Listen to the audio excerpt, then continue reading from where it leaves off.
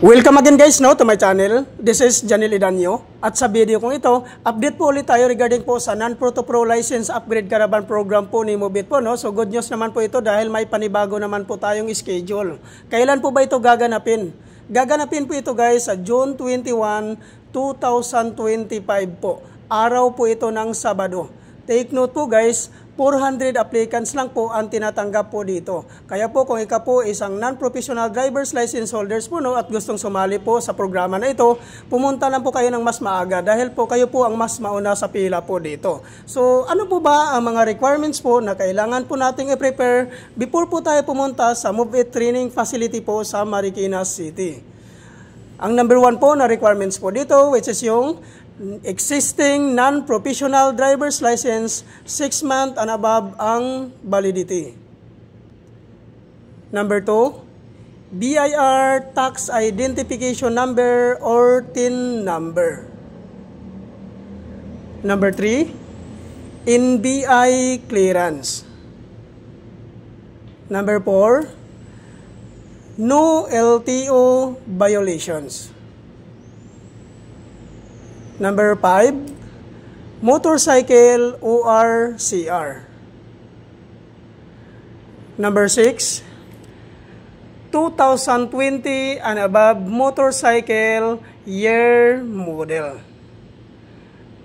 Number 7, 1,000 license down payment. At regarding naman po sa mga hindi pa po nakapangalan sa inyo yung mga motor, ay magdala lang po kayo ng authorization letter. At hingian nyo po ng 1 valid government IDC owner at ipotocopy nyo po at papirmahin nyo po ng 3 beses sa baba. At tungkol naman po doon sa mga sikanhan po na pagkabili ng kanilang mga motor ay kailangan nyo lang po magdala ng deed of sale. So yan po lahat ang mga requirements po guys na kailangan po nating i-prepare before po tayo pumunta sa Move It Training Facility po. So saan po ba ito matatagpuan? Matatagpuan po ito guys sa Grab Warehouse Marikina. So yan po ang inyong ipin location sa inyong mga Google Map, ang Grab Warehouse Marikina. Para po mas madali nyo pong matunton. Nasa loob po ng Grab Warehouse Marikina ang Move It Training Facility po. At ang kagandahan po dito guys, pag once ma-activate po kayo dito kay Move It, ma-avail mo po ang zero commission. Ano po ba ito ang tinatawag na zero commission po ni Move It? Ang ibig sabihin po nito guys, pag once ma-activate po kayo dito, at once mag-start na po kayong bumiyahe, hindi ka po kakaltasan ni Move It sa kanilang commission sa loob po ng 2 linggo. So ayan po guys napakagandang panimula po nito guys dahil po wala kang kaltas sa loob po ng 2 linggo So mapapasa iyo po lahat na kinikita mo po dahil wala kang kaltas sa kanilang commission sa loob po ng 2 linggo.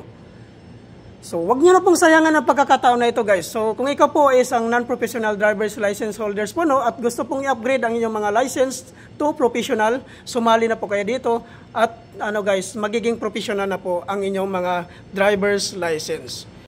Napakarami na pong natutulungan po dito ni Move It guys regarding po sa programa na ito na Non-Proto Pro License Upgrade Caravan. So ayan po guys sana po itong update ko nito guys ay nakakatulong po sa inyo. Thank you for watching.